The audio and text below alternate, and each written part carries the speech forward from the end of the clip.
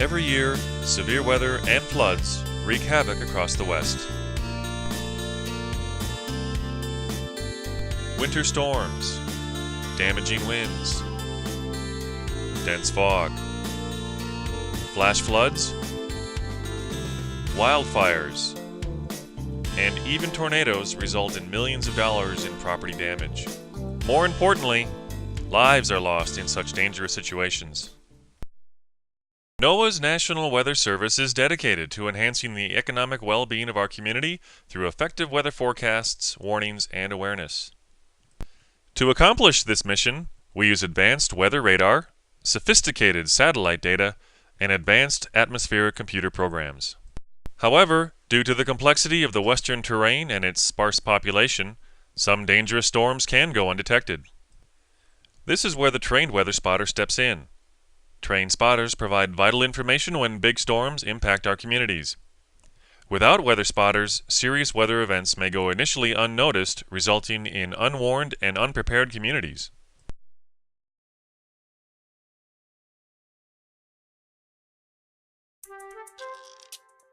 So how did the Storm Spotter program begin? People have been fascinated by the weather for centuries. In colonial times, both Thomas Jefferson and Benjamin Franklin were avid weather watchers.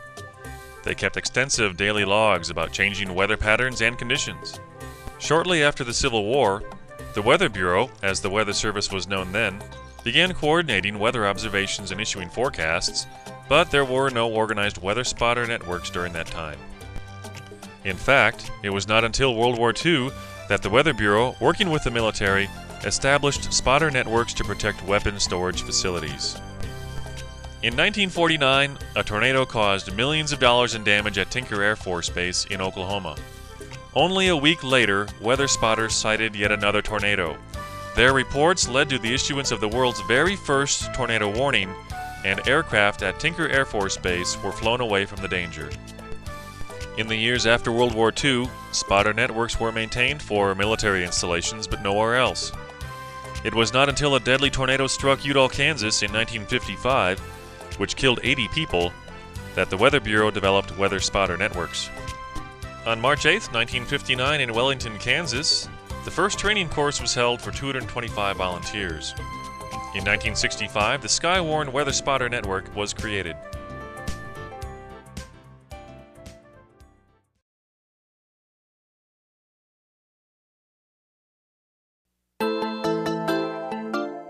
Skywarn volunteers provide a host of vital weather information to their local National Weather Service. During thunderstorms, they report strong winds, downbursts, hail size, lightning, rotating wall clouds, funnel clouds, and dangerous tornadoes. Flowing water is one of nature's most powerful forces. Weather spotters have been instrumental in reporting flash floods, desert floods, and river and lowland flooding.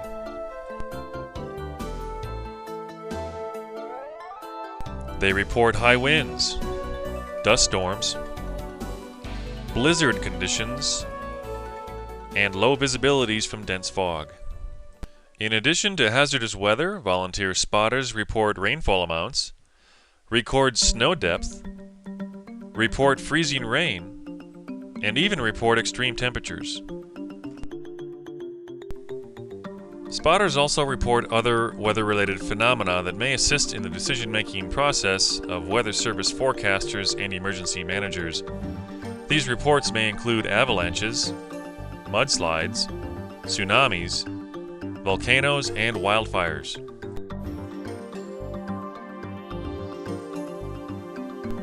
And even after the storms pass, volunteer spotters provide valuable information by reporting the extent of the weather-related damage. Did you know that less than 10% of the Skywarn spotter network is in the western U.S.? We need your help. Weather radar indicates rotation in thunderstorms, but only spotters can tell us if a tornado actually formed and its exact location. Likewise, weather satellites can indicate areas where precipitation is falling, but only you can tell us what type it is and how much. Radar may indicate where hail is forming in a thunderstorm. You can tell us if it is reaching the ground and what size it is. Volunteer storm spotters are an integral part of the National Weather Service warning decision-making process. Their reports are invaluable in making accurate and timely forecasts and warnings. Your report may be broadcast on radio and television during a severe weather event, which may save lives and property. The National Weather Service has just issued a flash flood warning for our local mountains. Here's a look at some rainfall totals within the last hour. Julian picked up about 3/4 of an inch, about a half an inch in Campo, and one of our weather spotters in Mount Laguna reported more than an inch of rain. The heavy rain is expected to continue for at least the next hour. If flooding is occurring in your area, please move to higher ground and secure your property. Your report will help first responders determine which areas need assistance, and will give others a sense that local citizens are interested and active in community safety. Spotter observations provide climatological information for future uses by industries, insurance companies, researchers, and farmers. And most importantly, your spotter report may save someone's life.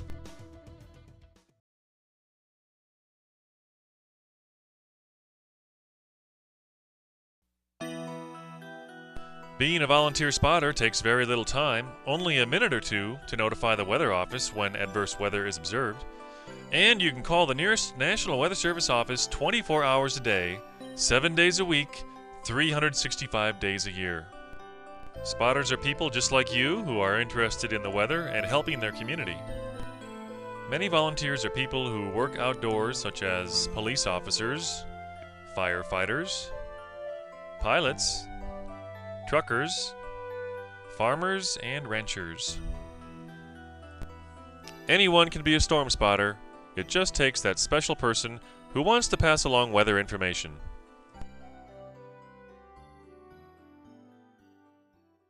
Volunteers receive 2 hours of training provided by National Weather Service meteorologists.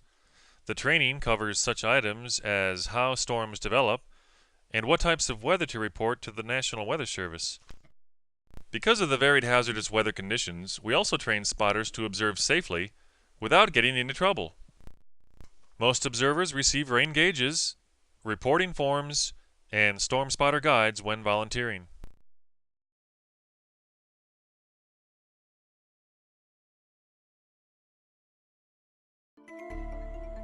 Providing valuable weather reports takes only a minute or two. You can send your report by calling our toll-free number anytime, day or night. Sometimes a National Weather Service forecaster may want to contact you for information. You provide us the times you're available, and even if you're not available 24 hours a day, 7 days a week, the National Weather Service is. Another method of relaying weather information is by amateur radio. Radio communications are particularly valuable when routine methods of communication are cut off due to hazardous weather conditions. Some National Weather Service offices can also receive spotter reports through the internet, which is a great way to relay significant weather information.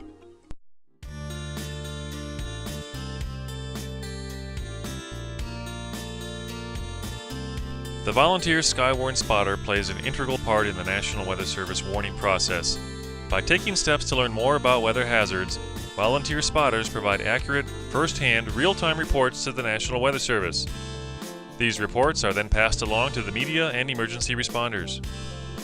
Just as Thomas Jefferson and Ben Franklin were avid weather watchers, today's weather enthusiast can now assist their community by becoming a Skywarn spotter.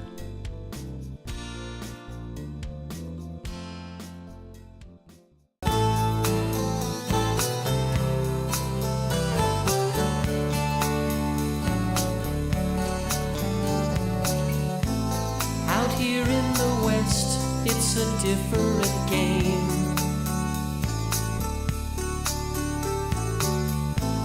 Terrain is complex, it's just not the same.